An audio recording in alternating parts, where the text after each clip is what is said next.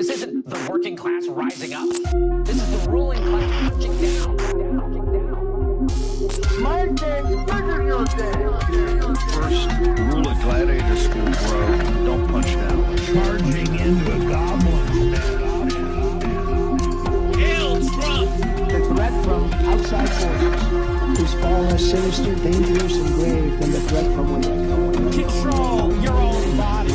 We will root out the communists, Marxists, fascists, and the radical left thugs that live like vermin within the confines of our country.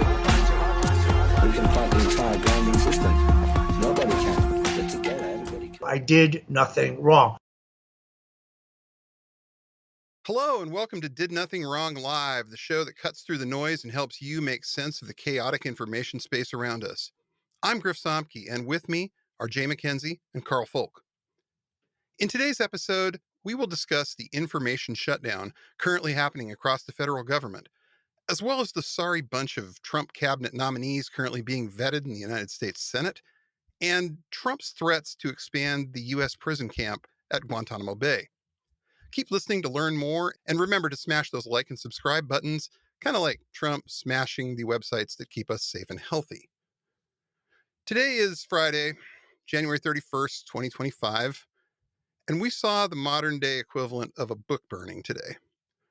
Word started circulating this morning from scientists at the CDC that they needed to back up data from the website, specifically on HIV, trans issues, anything to do with anything that might be remotely construed as a woke agenda. They were saying they were going to shut down this website imminently. And it also seems that code has been changed. So now you can't archive it. Internet Archive won't let you. Archive.org won't let you. They want this information gone. And this is one of the few times that I find myself lacking in the words to put all of this in proper context about just how bad this is. Because if another pandemic was to come along and just say it was as bad as COVID, maybe it is, we would lose millions of people in the immediate impact because of the choices that the Trump administration has made in the last 2 weeks since they took office. Mm-hmm. That's not an exaggeration. I wish it was, but it's not. No. Between the decisions they've made at the National Institutes of Health and the CDC, we're not ready. Carl, Jay, tell me I'm wrong. No, we're not ready. I'm not going to sugarcoat it. Like, we're nowhere near there, right? Like, we're facing down H5N1, which we know is percolating and doing very, very weird stuff up until the shutdown of kind of all communication. We were getting pretty good information that showed it was in a very bad way already within the industrial farming, world.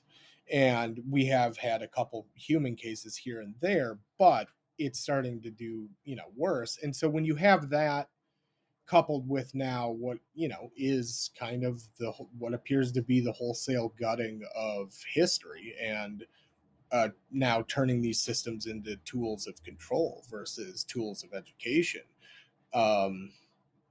we're deep into not just uncharted waters, but waters that tend to run in one direction. That's never good, especially when faced with truly nationwide problems, let's say.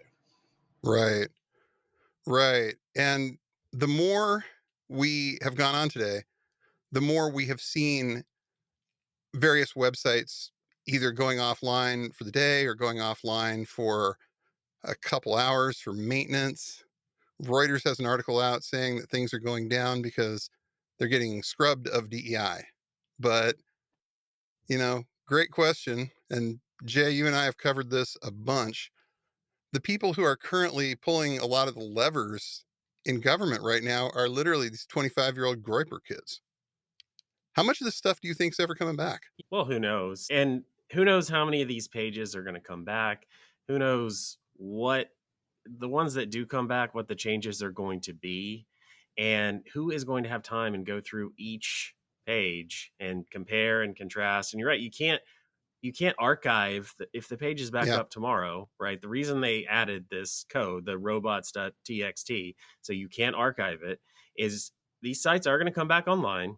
Some of the pages are going to be missing. Some of them are going to be changed, but you can't archive tomorrow's page and then compare it to a week ago. And that is very intentional. That is what they have done with Twitter. That's why you can't go in there and save and archive all of this information on Twitter, because they want to be able to say whatever they want to say without consequences. They want to now at the government level make these changes and remove things and not talk about things and not have anyone really be able to question it. And even if you're right, even if you do question it and you're correct, you're going to have to get screenshots, and they're going to look at those screenshots and say, oh, those are fake.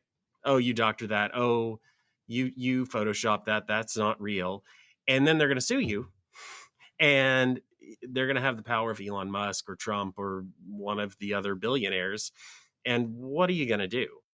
This is the whole point. I mean, this report, and I think we're probably going to get to this with the Los Angeles Times and an op-ed that was written today that was published, and the author was intending to attack and criticize RFK. He got on Blue Sky and talked about it. He wanted to essentially say there are problems with the healthcare industry, but this is not the right man for it.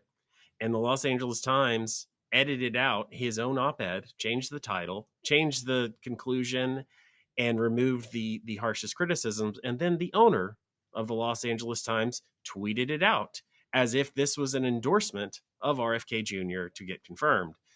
So, and on top of this entire shit sandwich is the fact that you have very egregious and obvious cases of lying, manipulation, unreality with the Los Angeles Times. But then you have the New York Times, who even when they pick this up, do we really trust them to call a lie, to properly convey the threat, the issue, what you should be concerned about, what this is going to do to us? No, of course not. Of course not. I mean, that's why we exist, right? That's why we're here talking about it, because elsewhere there's not enough. And it's sad that it falls at this point to a bunch of ragtag podcasters and journalists and people who are increasingly finding it harder and harder to get any kind of outlet that's at all mainstream to publish their stuff. Like, we're all being marginalized here. I mean, this is the authoritarian environment, right? Mm-hmm. Like, this is the thing that really is something that, for those of us who have worked within kind of trying to counter that, understanding it, the academic world around that, like, have tried to describe, but you can't really convey what this is, right? Like, the real-time watching of reality being manipulated by people who are clearly doing it and kind of just saying, what are you going to do about it? Right. Is kind of that classic thing. And when you have an information environment like the one we have now, where there are questions, if what you're reading at the papers of note are saying, like, that's a whole new world. But couple that with the fact that now, there are going to be claims that anything that shows otherwise is a fake or AI or a lie. No one here is ready for that. They've never had an adversarial reality product before, right? And no way to disprove this anymore. It used to be you could take an archived screenshot of a web page and say, no, that's a lie. On January 29th, your web page said this. On February 1st, it says this. But you can't do that anymore. Yeah, well, they that made them real mad. They had to suffer some consequences for several years, particularly in 2016, 2017 on, and people called them out for the things that they'd said, and MAGA hated it. And there was a while there where people getting kicked off Twitter, and they were too extreme, and it was too much, and they thought, uh-oh, we've hit a roadblock. We can't get past this. Well, guess what? They figured out how to get past this, and then some, and then a lot more. And I did want to say real quick, if anyone hasn't seen it, the Los Angeles Times story came out from Eric Reinhart, and we found him on Blue Sky. So ericreinhart.bluesky.social if you want to see his thread talking about this, because it just is a very clear example of what we're dealing with, and the kind of, in some cases, in his case, the impossibility of fighting back. Yeah. And I mean, it's great that he did that. I am 100% a fan of this guy now. But the problem here is that the LA Times has an absolutely massive reach, an absolutely massive subscriber base, one of the biggest newspapers in the country. And the journalist who actually wrote the article has no recourse but to go to a somewhat obscure social media site and, plead his case there that he didn't mean to say any of this. It's like a new level of printing the correction on the sports page in the back. Now you don't even get the correction. You have to go somewhere else to find the correction. Yeah, no, and I mean this is the authoritarian information environment, right? Like it's not just that everything is questioned; it's that it's a play for domination, right? Like Right. this is how power now is going to work, where power is going to lie. It's going to do it with impunity in front of us to establish a dominance structure, Right. a hierarchy. And I think, the more people are starting to understand what this actually is, the more that's going to become apparent, right? And because of that, you're going to see more and more aggressive language. It's going to turn into a cycle here for a bit because they are going to have to establish dominance over the population. And that's my big concern right now is how does this group that hits all of the characteristics for both civil conflict as well as genocidal actions, how do we actually start to approach this now that they have the power to dominate, the power to control not just our daily lives but the reality we take in, because that is where this goes now. And we have to be very conscious of that now, more so than we did 2 weeks ago, even more so than we did a week ago, because they are now really starting to flex on their sense of what can we get away with, because they've been pretty emboldened over the last couple of weeks. They haven't seen a whole lot of pushback institutionally at all, really, or really from anywhere. There's been a steady parade of cabinet nominees for some of these jobs. And again, these are some of like the least qualified people. We all know about Pete Hegseth, the Secretary of Defense. Jesus Christ. And, Tulsi Gabbard, everybody who's paying attention knows her deal. RFK Jr. And Congress has not, at least in my opinion, done their advise and consent duty here. This is like they've rolled over. They've just decided to let him have all of his nominees, all of these just sorry people that he's decided he wants to run these federal agencies. We'll say, at least this week, when we really get to some of the just absolutely awful nominees, like Tulsi Gabbard for DNI and Kash Patel for the FBI and RFK Jr. for destroying Health and Human Services. Health and Human Services, can you fucking believe it? Yeah, anti-vax, but we're gonna make the MAGA's been pushing the Make America Healthy Again, MAHA, big this week, and yeah, that's not the guy that's gonna do it. Let's just we don't want polio to come back. I listen to these podcasts and I'm back in the groove listening to all this. Oh, we don't want polio or measles to come back. We're gonna nominate the guy who's definitely going to push that forward and make it a whole lot easier for that to come back, and has even had some direct contributions to the deaths of children when he's promoted his activism and discouraged people from taking when he went over vaccines. and did his little take it all off tour in Samoa. That was great. Yep. Yeah. Democrats have asked some tough questions. They have been hard on these nominees, partly because it's easy, because these people are terrible. But it's all, look, I mean, it's good that they're pushing. It's good that they're asking tough questions, but they're not pushing hard enough. And it's still all traditional and maintaining norms. It's within the understood, the respectable way of pushing back and asking the tough questions. And I've seen them plenty of times. I've seen it with Kash Patel. They ask him, the confirmation hearing, Dick Durbin has Kash Patel kind of tongue twisted and tied up. And he asked him if he's familiar with Stu Peters, right? Who is a far right podcast host. And Patel has a long pause. He looks uncomfortable. He, kind of moves a little bit in his seat. And he said, not off the top of my head. And Durbin has a great comeback. He said, "You've made 8 appearances on his podcast. That's great." But then he stopped. Yep. Then he Yes. stopped, and he didn't say, Well, "Hey, and that's do you the agree thing. with Stu Peters that people should go read Mein Kampf?" And he won't do it, and because that Yeah. would be too much, and they won't go there, and they need to. Well, and what's funny is like right now that pissed off Stu Peters to the point where Peters is like, I have text messages between he and I because we text all the time. And Yeah. like, it's one of those things where like these people, right? Like, I think he said they've texted back and forth a number of times.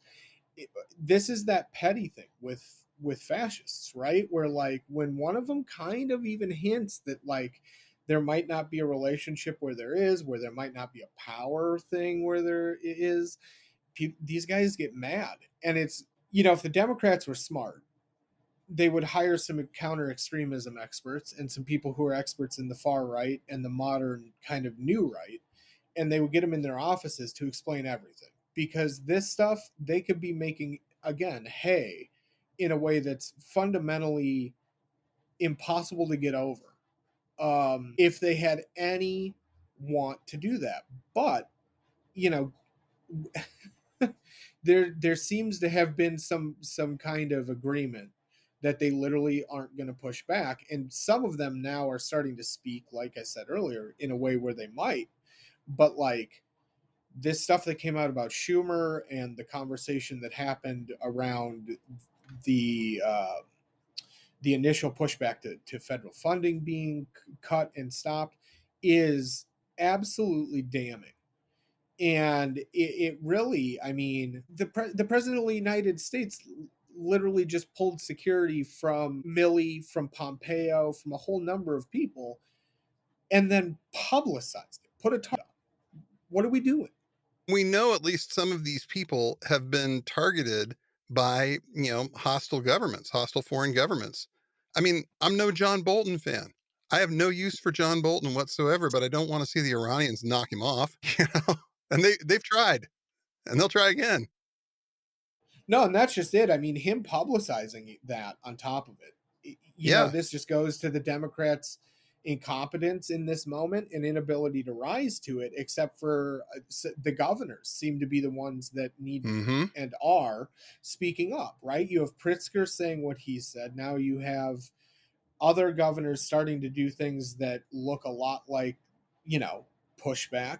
And the National Democratic Party, though, seems to have said to each other, there's nothing we can do, so we're going to act in the best interest of bipartisanship and trying to keep norms. And it's just not how this is going to go. No. And some of these people absolutely need primaries. So the White House is governing asymmetrically. They have Elon Musk and his cronies and these groypers and these people who understand asymmetric information warfare, and the Democrats I don't think could even explain what those words mean. That's the gulf that we're dealing with here. I think it's so far outside of their comfort zone that you're right. They need counter extremism experts. They need information warfare experts. They need people who listen to Bannon and all of these influencers and understand what they're saying, why they're saying it, and what to do about it. It is a complete rethink that is necessary. That, I mean, they don't look that a lot of these people who've been in Congress for 10, 20, 30 years, they know how to fundraise. They know how to talk to people without ruffling too many feathers. They don't get this. No. And the thing is, most of them are from safe enough districts that they're probably never going to have to deal with this on any kind of level. Somebody like a Nancy Pelosi, I mean, she's got that seat as long as she wants it, basically. And the problem is when you get too many people who are too safe and you put them all in the same room, there's no incentive for anybody to stick their neck out on any of this. There just isn't. They're all going to be fine individually. Collectively, we're screwed. But individually, they're all going to be fine, and they're all going to get reelected. So, yeah, you're right. We need some people that understand the new battlefield. We absolutely do. Yeah. No, I mean, this is a whole new world now, and like we're dealing with something that's so far outside of the norm in a democracy, let alone in this country, that there has to be a fundamental rethinking of how we're going to go forward politically, right? Right. And because, a lot of these people, whether that's Elon's people or Trump's people, are legitimate Schmidt adherents and, deep kind of fascist legislative and government philosophy types, this is something that the Democratic Party, and I think for the most part the Republican Party at large, fundamentally doesn't understand, and definitely doesn't understand the threat they represent. Right. And for the Democratic Party to actually mount a pushback on this that has any chance, they are going to have to open some kind of war footing for the party, but also some form of like outward messaging, right? That can counter the bullshit, can show that the CDC and things have been altered. Maybe not directly, but show what has gone on. Literally form a counter to this. And I want to go back to something you said like a second ago when you talk about messaging and you talk about like what you can do to counter and push back, because you mentioned adherence to Schmidt, and I just want to be sure everybody in the audience knows who we're talking about here. The quote has been coming up more frequently out of various Claremont Institute types and people who are sort of government adjacent. The sovereign is he who determines the state of exception. And that is a German legal scholar and jurist by the name of Carl Schmitt. And he was talking literally about Adolf Hitler because he was the preeminent legal scholar and jurist in the Nazi Party during the Weimar Republic in the Nazi era. So this guy was using that to justify Hitler making these kinds of big wholesale changes. And you've got a bunch of people who are very adjacent to the levers of power right now. They're quoting him approvingly. Yes. And they're using it to justify the idea why Trump wouldn't want to kowtow to any of these activist petty judges or these legislators. And it's like, you are literally quoting a Nazi who was talking about Hitler to make a point about how you obviously seem to think the founding fathers didn't know what they were talking about when they wrote the Constitution. This is the easiest slam dunk messaging layup I think I've ever heard. It's like, say it into the mic. It's unbelievable. With your whole chest, please. It's unbelievable. It's unbelievable. Unbelievable. So yeah, it's been a week. It really absolutely has been a fucking week. Part of what gets me with this, with all of this messaging and the people they're quoting and listening to and citing, is it's simultaneously so very fascist, Nazi party, but it's also so Soviet. And it's they're combining the two, throwing out the disinformation and the lies and the unreality and finding their justification for seizing power and seizing this. And look, you want to argue about, was it a Nazi salute? Was it not a Nazi salute? Oh, who can tell? Who can say? But what is the argument here? These people sure have read their Mein Kampf. Now, they're not Nazis, but they just understood why Mein Kampf was so popular. They just understood why the Czechists and the Soviets were such good purveyors of disinformation. Doesn't mean they believe any of that. Doesn't mean they share any sort of ideology with these people. They just learned from the best. I mean, that's the most charitable way of looking at this, which is so absurd here. Yeah. I'm gonna read Goebbels and what he said worked from propaganda messaging and what got his message out there to the people and swayed hearts and minds. But I'm going to do it in a good way. I'm going to do it in a way that's going to help people. Is that your fucking argument? Because that's what it sounds like to me. Yeah. Yeah. That is their fucking argument. I mean, honestly, that is what they are saying, is that like, well, you got to hand it to them. It's that whole you got to hand it to them thing. And it's like, no, you don't. No, you don't. This stuff is all fruit of the poison tree. No one's saying it doesn't work, but you have to be better than that at some point. You have to draw a line and say, no. I mean, the medical community did that. They don't use the results of the experiments that the Nazis ran on people. How is this any different? We're so far through the authoritarian looking glass that, like, if you had asked me even a couple days before the inauguration, I would have really not expected them to push certain parts of this as hard as they have, unless it's as a form of testing their limit with the public. So I think, this is right at the edge of where they've figured out they can push without causing real pushback against them. But at the same time, this is compounding now. Like, most people weren't ready for this in any way. And when people told them that, like, Project 2025 was going to happen, or the steps after that were going to happen, they didn't understand that. And they definitely did not understand that the Nazis and guys who truly believe in the underlying forms of governance that the Nazis believed were going to have a hand in this. It's a disaster of messaging and counter messaging that we're now going to be living with real world repercussions that are horrifying. And of course, everybody printed the denials. Everybody printed that. People said, hey, look, they want to do Project 2025. We promise you, this is what's going on. They're making it very obvious. And then they were like, no, we don't. And everybody treated those two statements like they were equally true when they put them out there. And now we can kind of see who was lying and who was using discernment, as it were, as they've said. And it's really frustrating because people are now kind of waking up. People are now starting to really understand exactly what they're dealing with out there. And the options for, handling this have gotten so much worse in the last, 2 weeks or, since November.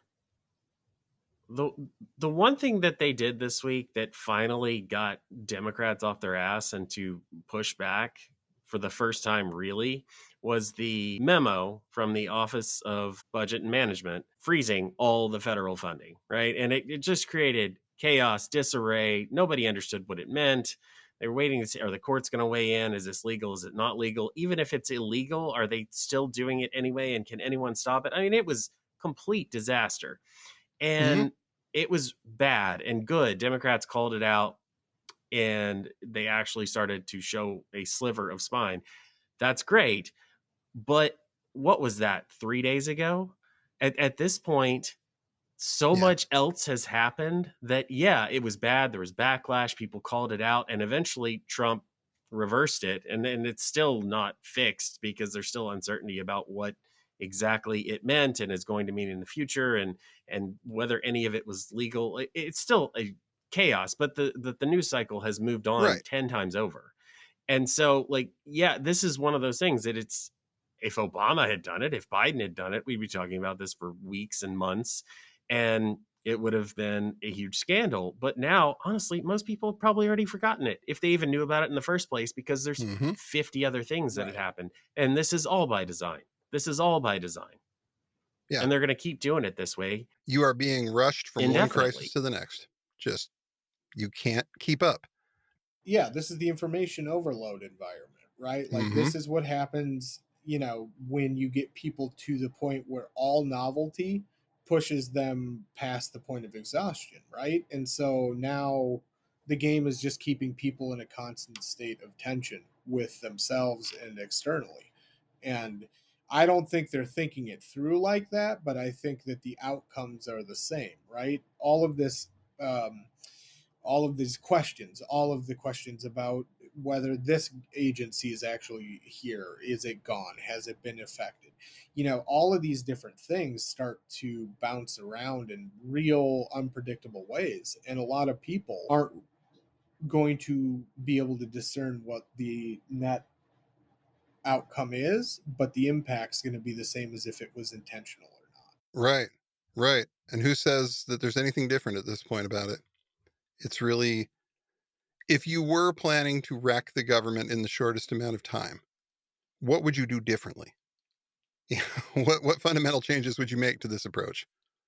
Well, right. And I mean, that's just it. And I think that's the scariest part for me as someone who is deeply tuned into a conspiracy community. This is the perfect environment for people to start grasping at whatever is the shiniest option in the room, even if it's not the right one. And that's really dangerous, right? Like, we are just sitting in a super heightened emotional environment, one that's incredibly novel, Yeah. super ambiguous, and is just the perfect environment for things to really turn people away from collective sense making in a way that I never thought I would see truly here. Right. But I'm actually starting to get concerned that we're going to have a real moment where people just kind of decide to say nothing is real, and why should I give a shit about any of it, and just a mass tuning out, right? Right. And like, if it's already cutthroat and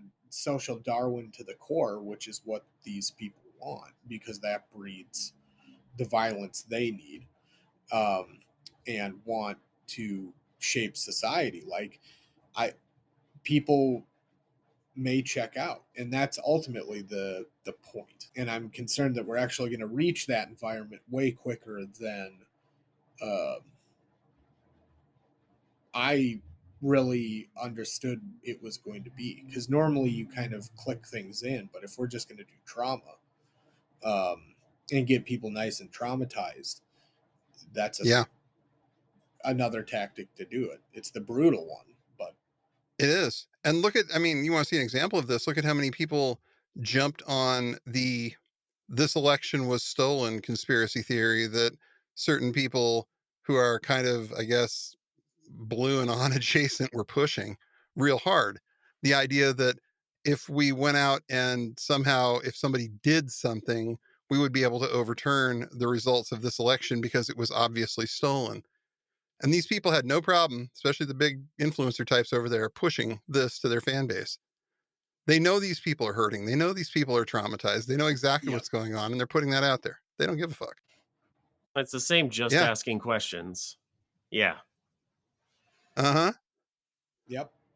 Yeah, it really is. We're not saying it was stolen, but maybe someone should look into it. We're not going to do it ourselves, but maybe somebody should, and maybe you should give us some money, because we're do your own research on whether it was stolen or not. Throw our hands in the air. Yeah. Well, so during World War II, directly kind of as things were moving to it, the Nazis made a plan to deport every Jewish person in Europe to Madagascar. Not just Germany, all of Europe. And when you have that thought process, right, is this eliminationist thought process. And what this is, whether it's Guantanamo, whether it's the Nazis with Madagascar, it's an intent and a stating of intent to eradicate these people, groups, and thought processes from society. Right. And the thing, any of this, whether it's the Nazi plan for Madagascar and eventually just the Jews of Europe, as they would continue to say, is that you can't do what you're going to say, right? Like, you can't deport this many people. What you can do is you can murder them in an industrial fashion to not have to incur, quote, the cost of putting these people on these places. Because that's where all this leads. That's where all this leads at some point. Well, ultimately, it's a system of thought, right? And it's about eliminating people from public life and society. There's really not many steps between we're going to remove undesirables and put them on an island to we're just going to remove undesirables and don't ask questions about why it rains ash on your small town every Thursday and Friday afternoon. Right. There's not many steps between that, and that's the dark reality, right? Because it's setting up a system of thinking that is inherently based on eliminating people that aren't what you want from the view of society. The whole aspect of this, where there is no truth, there is no certainty, and people just give up, is what I'm talking about. This is so Soviet or modern day Russia. This is the information environment that country, the Soviet Union, Russia, all experienced, dealt with, and en masse, people just gave up. They tuned it out because they didn't believe anything. They thought everyone was lying. Nothing was real. You can't even if you wanted to get at the truth, you're never going to have it. So why bother? And people just kind of accepted their fate and misery, and they just went about their lives because they felt helpless, and you can understand why. And that is what this is doing and pushing the American public towards. And it is by design, and it is by people who have read this stuff and have read Soviet propaganda manuals and figured out how do you convince people that there is no truth, and you should just stop trying to get at it. Because that's the question they're asking. Yeah, and that's the whole thing, right? Like, this is the authoritarian, like the hybrid authoritarian regime information environment. It's little bits and pieces from a whole bunch of different movements and thought processes within authoritarian movements across time and countries, and they kind of have assembled this thing that then can use any aspect of that, right? To shield itself or to maintain or grow power. And it's totally something that can be tailored for whatever population it's in. And, this has been how the transnational fascist movement has been working for a decade now, pretty openly. So, I think that's the thing. This is what a truly authoritarian information environment is and functions like. And it's not fun to be in, right? Like, it is energy taking to be in. And most people don't have extra energy in this country. No. So bad right now, to the point where they feel emboldened enough to say that we are going to expand Guantanamo Bay. We are going to take all the undesirables that we can't ship elsewhere and put them here. We already know we're catching up people in these ice sweeps that have every right to be here. They've rounded up some Native Americans. How long is this going to be until we've got American citizens being interned at Guantanamo Bay? Right. It blows my mind. It really does. I mean, it's going to be immediate, right? Like, if they actually go through with this, this is kind of our Madagascar plan. What steps can we, as individuals who don't want to sign off on this, what can we do to push back effectively, both at the national level and at the local level, where it might make a lot more of a difference? We're starting to see it, right? Like, Chicago, the head of the Border Patrol is somewhat upset. And the head of some of the other agencies are out here saying, like, that Know Your Rights groups have made such a good impact that they can't effectively do what they're trying to do. That's a huge step, right? Like, getting people to understand their rights, not to open doors, not to do that, is huge. Mm-hmm. But for the rest of us, right? Like, for people who have conscience and a soul, who want to help do this, people are organizing, right? And there are groups out there right now that are organizing for helping both on the ground, basically in a capacity to teach people their rights, and in other cases to do other things. And there are groups both locally and nationally that are out there doing it.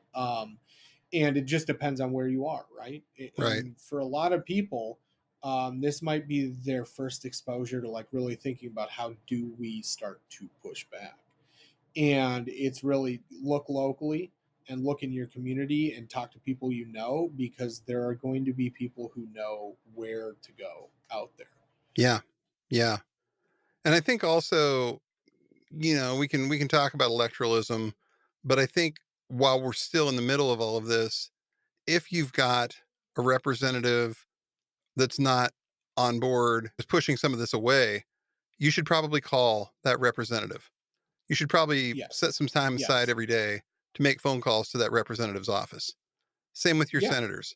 If your senators voted yes for any of these nominees, you should probably call them and ask them why. You absolutely should. And that is the right way to actually do something and not feel hopeless and not feel just inundated with this news. And let me tell you, part of the reason you should be doing it is because the other side is telling their listeners to do it every day, repeatedly. They are talking about it. You've got Steve Bannon on there saying, light them up, call them, even if they're not. They're promoting apps that'll get you in contact with the right people for their messaging.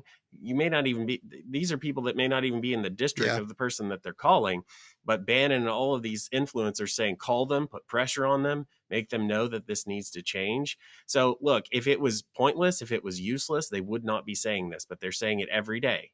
So the way you fight back is to do the same thing, make those phone calls, because it does matter. And they have made it a cool thing to do amongst their base. They have made it something that you get social credit for, that they really encourage that and, put people up that do it. We really need to do the same thing. We need to stop with the defeatism, at least with the idea of this is never going to work. We're never going to be able to get anywhere. Well, let's give it a better try. Let's see if we can make it a cool thing. Let's see Right. if we can make it something people Yeah. should do. Well, and it comes down to too, like, people want to do something. People are Mhm. sick of feeling helpless, and like that's just it. There are going to be avenues we need to find for people where they can channel that, and the Democrats need to figure out too, if they don't channel that, they're going to lose something fundamental. Yeah. And like they I don't know. I think it's one of those moments where people are starting to come to, and that is good, but things are moving faster than we are right now. So we have to actually get out ahead of this versus being in reaction. And the Democrats have been in reaction for 30 years. So people on the ground have to now maybe take this on the front end and say, look, we're going to do the hard work that they're not doing. And if that means we're going to deal with our state governor or our state electeds as well as the federal ones we're calling to do something that's closer to home that might make an impact personally in a different way, that's great. I think this is going to be a time where people are going to have to do multiple things for a while across their weeks, across their days. Carve out Yeah. some time out of your schedule if you Yeah. can. We're all busy. Well, I Everyone mean, is. we're in the middle of a coup. Act like it. That's Huh? the reality. Like it's not hyperbolic to say that. Like when you have the General Services Administration now saying that none of their employees have access and they've lost control as Musk's team came in and set up servers. Right. I think people should get comfortable saying like this is a coup. Mm-hmm. And it's ongoing, and we have to actually do stuff if we want any chance. All of us have to do stuff now if we want any chance of getting things back. I don't know how we do that without people understanding that, because our electeds aren't going to be the ones ultimately who have every one of the avenues to stopping this, because we all have a role now, and it's a scary world now. We're living in a place that is inherently hostile to us. Mm-hmm. And the people who are hostile to us are now trying to destroy the federal government. I'm generally someone who looks at these things and says, okay, there's a pattern here, there's a scale, there's some level of like upper range that things can hit.